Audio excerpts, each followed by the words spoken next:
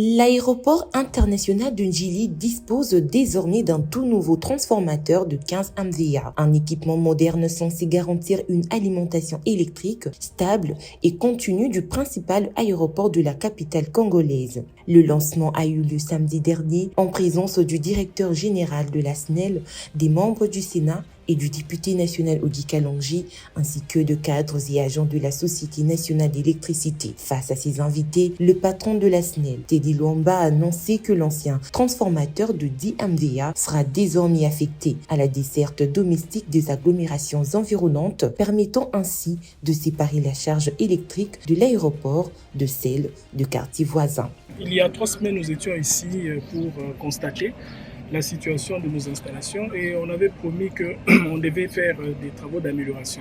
Aujourd'hui, nous avons profité de la commission du Sénat pour les présenter effectivement ce que la SNEL a fait comme prise de responsabilité et nous estimons qu'à notre niveau, nous avons exécuté avec toute la célérité en bien d'un mois. Les parlementaires présents ont salué cette action concrète en faveur de la modernisation des infrastructures électriques nationales, soulignant la dynamique de changement engagée par la SNEL. Ces projets fait suite à la panne majeure survenue dans la nuit du 10 au 11 septembre 2025 qui avait plongé l'aéroport de Njili dans le noir. Une situation qui avait poussé le DG à diligenter une mission technique d'urgence débouchant sur la modernisation rapide de l'installation.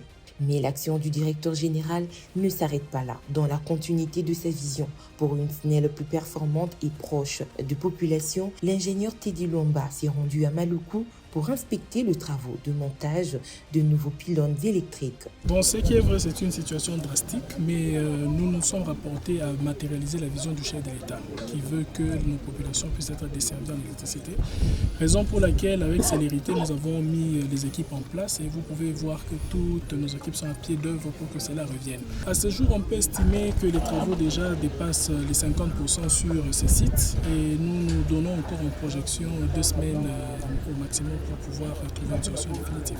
Ces travaux interviennent après l'effondrement de plusieurs pylônes sur le ligne Kimwenzaki-Mbanteki-Maluku et Maluku-Bandundu suite à des actes de vandalisme enregistrés le 25 septembre et 15 octobre dernier. Des actes qualifiés de sabotage délibéré qui ont privé plusieurs zones d'électricité. Le chef de la mission parlementaire a condamné fermement ces faits et appelé à retrouver les auteurs pour qu'ils répondent de leurs actes. 5 pylônes se sont écroulés suite à des actes de vandalisme. Les explications techniques qui nous ont été données montrent que ce n'est pas un hasard. Si quelqu'un a envie de voler, quand il fait quelque chose, il prend la marchandise, il part avec. Mais ici, on déboulonne, mais on laisse. Voilà pourquoi nous, ici, en tant que commission du Sénat, nous allons faire rapport à notre président du Sénat, honorable Sama, et ça va arriver au chef de l'État pour qu'on sache qui est en train de faire cela pour décourager tout ce qu'il est en train de faire.